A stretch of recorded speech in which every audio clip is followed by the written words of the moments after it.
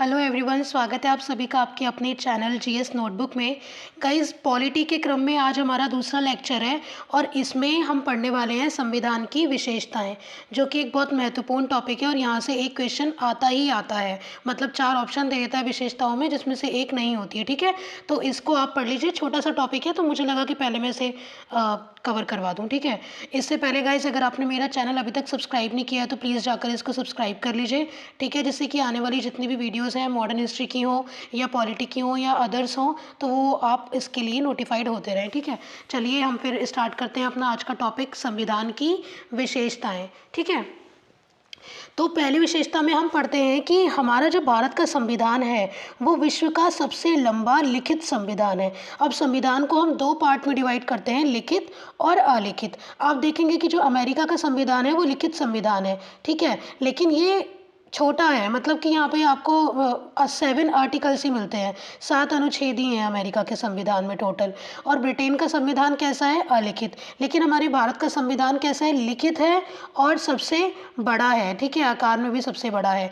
अब उसके बहुत सारे कारण हो सकते हैं, जिसमें से अगर आप भौगोलिक कारण देखें तो भौगोलिक कारण ये भी है कि जो भारत की विविधता है, मतलब कि भारत इतना विविध मतलब विविधताओं से भरा देश है और भारत का विस्तार भी आप देख सकते हैं। तो कहीं ना कहीं एक ये कारण है कि हम लोगों को सभी जितने भी पक्ष हैं, जितनी भी विविधताएं हैं, हर किसी को हम लोगों को समानता का हक देना था और हर किसी के लिए मतलब कि बेस्ट कुछ करना था। इसलिए जो हमारा संविधान है वो आकार में भी बड़ा है और लिखित है। ठीक है, ऐतिहासिक कारण अगर आप इसके पीछे देखना चाहेंगे तो ऐतिहासिक कारण ये भी हो सकता है कि हमारे संविधान में जो मोस्टली चीज़ें जो ली गई हैं तो वो 1935 के जो भारत शासन अधिनियम था वहाँ से लिया गया है।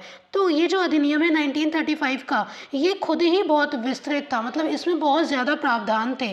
तो जब ये खुद जो ये अधिनियम है, जब यही इतना बड़ा था तो हमने एक तो इसके प्रावधानों को लिया है, इंक्लूड किया है संविधान में। प्लस हमने जितने भी विश्व के अदर्स लोगों जिनका संविधान है, चाहे वो लिखित हो या अलिखित हो, मैंने आपको कल के लेक्चर में बताया था कि जब संविधान का प्रारूप तैयार किया जा रहा था तब लगभग 60 देशों के संविधानों का अवलोकन हुआ था, तब जाकर के हमारा संविधान की प्रारूप जो था वो तैयार किया गया था। ठीक है, तो एक ये कारण है हमारे संविधान का लंबा होने का और आकार का बड़ा होने का। ठीक है, अब दूसरी विशेषता हम देखते हैं कि विभिन्न जो मल्टीपल सोर्सेज हैं, हमारे संविधान जो है वो मल्टीपल सोर्सेज से लिया गया है। ठीक है, इस परिप्रेक्ष्य में डॉक्टर अम्बेडकर जो है वो कहते हैं कि भारत के संविधान का निर्माण विश्व के विभिन्न संविधानों को छानने के बाद किया गया है। ठीक है, मतलब भारत के संविधान में जो विभिन्न देश हैं, मतलब मल्टीपल सोर्सेज हैं। ठीक है, भारत के संविधान के। थर्ड विशेषता हम देखेंगे नम्यता एवं अनम्यता का समन्वय। अब ये अनम्यता और नम्यता क्या होती है? तो अनम्यता मतलब होता है कठोर और नम्यता मतलब होता है लचीला। अब भारत का संविधान ना तो पूर्ण रूप से कठोर है, ना ही पूर्ण रूप से लचीला है, इन दोनों का मिला जुला रूप ही है जो हमारा संविधान है। अब ये किस तरह है? तो आप देखेंगे कि जो ब्रिटेन का संविधान है वो लचीला है। ठीक है, और जो अमेरिका का संविधान है वो कठोर है। अब ये चीज़ कौन डिसाइड करता है कि कठोर है या लचीला है? तो आप देखेंगे जो संविधान में संशोधन करने की जो प्रक्रिया है, ठीक है, कि आप विद इन अ सेकेंड या विद इन अ मिनट या कुछ दिनों में ही संविधान में कुछ भी मतलब अमेंडमेंट कर सकते हो, कुछ भी संशोधन कर सकते हो, या फिर आपको उस एक जटिल प्रक्रिया से होकर गुजरना पड़ेगा अगर आप कानूनों में या फिर संविधान में किसी भी प्रकार का संशोधन करना चाहते हो। तो भारत में आपको ये दोनों ही परिस्थितियां देखने को मिलेंगी। कुछ संशोधन इस प्रकार के होंगे जहाँ पे संसद के विशेष बहुमत से ही संशोधन कर दिया जाएगा, और कुछ संशोधन या कुछ प्रावधान ऐसे होते हैं जहाँ पे संसद का विशेष बहुमत तो चाहिए होता है, प्लस जो हमारे टोटल राज्य हैं उनमें से आधे से अधिक राज्यों का अनुमोदन चाहिए होता है। तो ये एक जटिल प्रक्रिया हो जाती है जो कि थोड़ा टाइम कंज्यूमिंग होती है। ठीक है, तो इसीलिए हमारे संविधान को कठोर और लचीला दोनों का मिला जुला रूप बोला गया है। ठीक है, थर्ड जो संविधान की विशेषता है वो है एकात्मकता की ओर झुकाव के साथ साथ संघीय व्यवस्था। मतलब कि फेडरलिज्म भी है, जो हमारा संविधान है उसमें संघीय व्यवस्था भी है और उसका झुकाव एकात्मक भी है, ठीक है। ये दोनों अलग अलग चीज़ें हैं, इसलिए लिखा गया है कि एकात्मकता की ओर झुकाव के साथ साथ संघीय व्यवस्था। अब ये एकात्मकता क्या होती है और संघीय व्यवस्था क्या होती है, ये मैंने बताया है। अगर हमारा संविधान संघीय है, इसके कुछ लक्षण हमारे संविधान में दिखते हैं क्या, जैसे कि दो सरकार का होना, जैसे कि केंद्र में भी सरकार है और राज्य की भी सरकार है, ठीक है। मतलब कि जो है संविधान वो संघीय व्यवस्था को प्रमोट करता है। शक्तियों का विभाजन है, केंद्र और राज्य के बीच शक्तियों का विभाजन है। संविधान की यहाँ पे सर्वोच्चता है, स्वतंत्र न्यायपालिका है और द्विसदनीय व्यवस्था है, ठीक है। जैसे लोकसभा, राज्यसभा, राज्य में आप देखेंगे विधानसभा, विधान परिषद, ठीक है। तो द्विसदनीय व्यवस्था है। तो ये लक्षण जो हैं ये हमें ये डिक्लेयर करते हैं कि संघीय व्यवस्था है हमारे संविधान में, ठीक है। अब एकात्मक लक्षण क्या है, तो एकात्मक लक्षण भी आपको कहीं कहीं किसी किसी जगह पर देखने को मिलते हैं कि जो हमारा संविधान है वो बिल्कुल ही एकात्मकता को प्रमोट करता है कभी कभी। जैसे कि एक सशक्त केंद्र, जो मोस्टली जो पावर है अंतिम रूप से वो केंद्र के ही पास है, केंद्र में ही समाहित है, ठीक है। जब आप पढ़ेंगे अनुसूचियाँ, राज्य सूची, सूचियाँ पढ़ेंगे आप, राज्य सूची और संघ सूची और समवर्ती सूची, तो आप देखेंगे कि समवर्ती सूची के जो भी विषय हैं, ठीक है, तो उस पे दोनों ही कहीं ना कहीं अपना विधि बना सकते हैं। और राज्य सूची जो कि राज्य के अंडर में आती हैं कुछ जो विषय, तो उसमें भी एक जब टाइम आएगा जब केंद्र को अपना मतलब कि हस्तक्षेप करना पड़ेगा, तो कुछ मामलों में केंद्र भी अपनी जो है पॉलिसी बना सकती है और वो मतलब राज्य उनको मानेंगे ही मानेंगे। तब जो सर्वोच्च जो एक वो होगी पावर, वो किसके पास होगी, केंद्र के पास होगी। केंद्र के जो डिसीजंस होंगे वही फॉलो होंगे, ठीक है। एकल नागरिकता है, कोई दोहरी नागरिकता नहीं है कि राज्य की अलग हो और केंद्र की अलग हो, ठीक है। तो ये भी दिखाता है कि ये एकात्मक है जो संविधान है। हमारे यहाँ एकल ही नागरिकता है, भले आप किसी भी राज्य से बिलोंग करते हो। लेकिन अमेरिका में आपको देखने को ऐसा नहीं मिलेगा। अमेरिका में मतलब स्टेट की अलग नागरिकता है और मतलब जो देश है उसकी अलग नागरिकता है, तो वहाँ दोहरी नागरिकता है, ठीक है। एक संविधान है, आप किसी भी राज्य से बिलोंग करते हो लेकिन आपको वही कॉन्स्टिट्यूशन फॉलो करना है, सेम। जो राज्यपाल की नियुक्ति की जाती है राज्यों में, वो किसके द्वारा की जाती है, केंद्र के द्वारा ही की जाती है। अब आपातकालीन प्रावधान देखेंगे, जब आपातकाल की स्थिति बन जाती है तब जो भी सत्ता होती है पूरे देश की वो किसके हाथ में आ जाती है, केंद्र के हाथ में आ जाती है। तो ये कुछ एकात्मक लक्षण है, ठीक है। तो पूर्ण रूप से संघीय व्यवस्था तो नहीं है संविधान में, लेकिन एकात्मकता की ओर झुकाव के साथ साथ संघीय व्यवस्था है, ठीक है।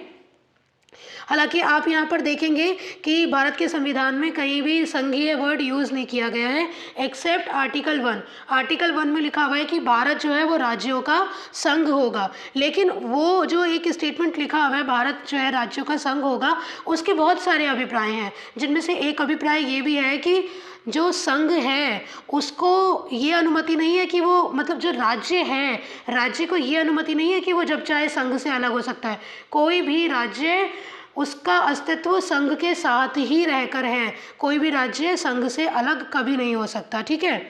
तो इसीलिए वो लिखा गया है स्टेटमेंट कि भारत जो है वो राज्यों का संघ है, ठीक है। अब हम देखते हैं नेक्स्ट विशेषता क्या है हमारे संविधान की, तो एकीकृत एवं स्वतंत्र न्यायपालिका। हमारी जो भारत की जो न्याय व्यवस्था है उसमें आप देखेंगे कि जो सर्वोच्च न्यायालय है वही शीर्ष पर है। मतलब कि न्यायपालिका की स्थापना जो हमारा भारतीय संविधान करता है वो ऐसी न्यायपालिका की स्थापना करता है जो अपने आप में एकीकृत तो है ही, लेकिन एकीकृत के साथ साथ स्वतंत्र भी है, ठीक है। अब हम देखेंगे कि मौलिक अधिकार हैं हमारे संविधान में। हमें कितने प्रकार के मौलिक अधिकार प्राप्त हैं भारत की जनता को, तो 6 प्रकार के। ये पहले 7 थे लेकिन संपत्ति के अधिकार को हटा दिया गया है मौलिक अधिकारों से, ठीक है। तो अब कितने मौलिक अधिकार हैं, 6 मौलिक अधिकार, ठीक है। ये मौलिक अधिकार क्या करते हैं, तो ये राजनीतिक लोकतंत्र जो है, लोकतंत्र की भावना को प्रोत्साहित करते हैं, ठीक है। और हमारा मौलिक अधिकार का हनन नहीं होगा, इसकी रक्षा कौन करता है, सुप्रीम कोर्ट करता है, ठीक है। संसद के द्वारा भी अगर कोई विधि बनाई जाती है जो कि अगर वो जनता के मौलिक अधिकारों के कहीं ना कहीं जाकर के हनन करती है उन चीज़ों का, तो सुप्रीम कोर्ट के पास ये पावर है कि वो संसद के द्वारा बनाई गई विधि को भी नल एंड वॉइड घोषित कर सकता है, ठीक है। तो हमारे मौलिक अधिकारों की रक्षा कौन करते हैं, सुप्रीम कोर्ट करता है।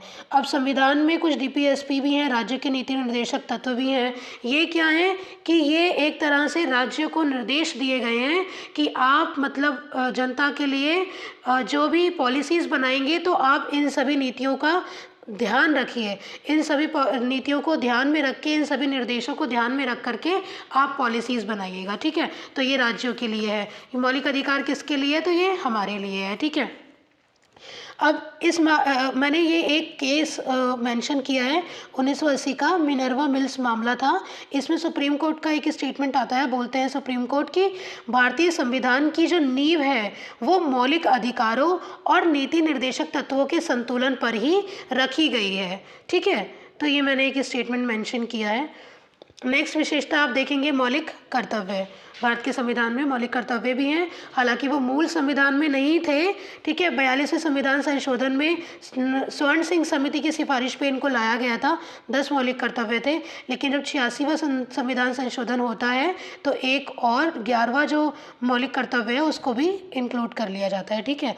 नेक्स्ट जो हमारे संविधान की विशेषता है वो है धर्मनिरपेक्ष राज्य, ठीक है। आप प्रस्तावना पढ़ेंगे तो प्रस्तावना में आप देखेंगे कि 42वें संविधान संशोधन में ये शब्द जोड़ा गया था, धर्मनिरपेक्ष, ठीक है। अब धर्मनिरपेक्ष का मतलब ये नहीं है कि धर्म से परे, कि भारत का जो संविधान है वो किसी धर्म को नहीं मानता, ये नहीं है इसका मतलब। इसका मतलब ये है कि भारत किसी एक धर्म को लेकर के प्रमोट नहीं करता। जो हमारा संविधान है वो किसी एक धर्म का पक्षकार नहीं है, क्योंकि भारत जो है विविधताओं का देश है, अनेक धर्म इसमें आते हैं, तो सभी धर्मों का सम्मान करते हुए, ठीक है। और सभी को अगर आप विधि से देखें तो विधि के सामने सभी लोग समान हैं, ठीक है। तो इसलिए ये वर्ड यूज़ किया गया है धर्मनिरपेक्ष, ठीक है। नेक्स्ट आप देखेंगे विशेषता भारत के संविधान की, तो एकल नागरिकता। मैं आपको पहले ऊपर बता चुकी हूँ कि भारत में दोहरी नागरिकता का प्रावधान नहीं है, एकल नागरिकता है, ठीक है। और अमेरिका में कैसी नागरिकता देखने को मिलती है, दोहरी नागरिकता। नेक्स्ट विशेषता है आपातकालीन प्रावधान। तो आपातकाल के टाइम पे कुछ प्रावधान दिए गए हैं। राष्ट्रपति के हाथ में बहुत सारी शक्तियां आ जाती हैं, केंद्र के हाथ में बहुत सारी शक्तियां आ जाती हैं, ठीक है। आप देखेंगे कि जब राष्ट्रीय आपातकाल लगता है, जो देश की जितनी भी सत्ता होती है वो केंद्र के पास आ जाती है, ठीक है। उसी प्रकार आप आर्टिकल ये 356 देखेंगे, राष्ट्रपति शासन, ठीक है। राज्य में अगर आपातकाल की स्थिति उत्पन्न हो जाती है तो राष्ट्रपति शासन लग जाता है, ठीक है। आर्टिकल 352 में राष्ट्रीय आपातकाल लगता है। आर्टिकल 360 में देखेंगे वित्तीय आपातकाल, जो कि अभी तक भारत में एक बार भी नहीं लगा, ठीक है। ये संविधान की कुछ विशेषताएं थी, ठीक है। एक अदर्स भी विशेषताएं हो सकती हैं, जैसे कि आप देखेंगे कि संसदीय संप्रभुता और न्यायिक जो सर्वोच्चता है उसमें किस प्रकार समन्वय है, ठीक है। मतलब कि एक तरफ तो संसदीय संप्रभुता है, मतलब संसद को सारी पावर है कि वो विधि बना सकती है, संविधान में संशोधन कर सकती है, ठीक है। और एक तरफ न्यायिक सर्वोच्चता भी है। न्यायिक सर्वोच्चता किस प्रकार के, मान लीजिए संसद के द्वारा हमारे पक्ष में कोई एक पॉलिसी बनाई जाती है, या कोई संविधान में कोई अमेंडमेंट किया जाता है, कुछ प्रावधान जोड़े जाते हैं या कुछ प्रावधान हटाए जाते हैं, ठीक है।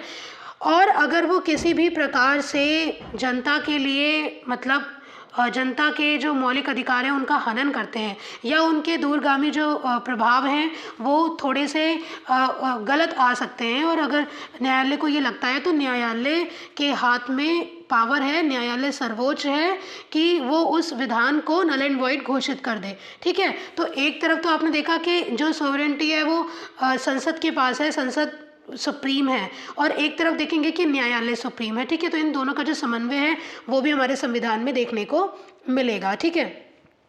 अब संविधान की कुछ आलोचनाएं भी हुई हैं, कुछ लोगों ने संविधान की आलोचनाएं की हैं, तो वो किस आधार पे की हैं, वो आधार इस प्रकार है। जैसे कि कुछ लोगों का कहना है कि हमारा संविधान जो है ये उधार का संविधान है।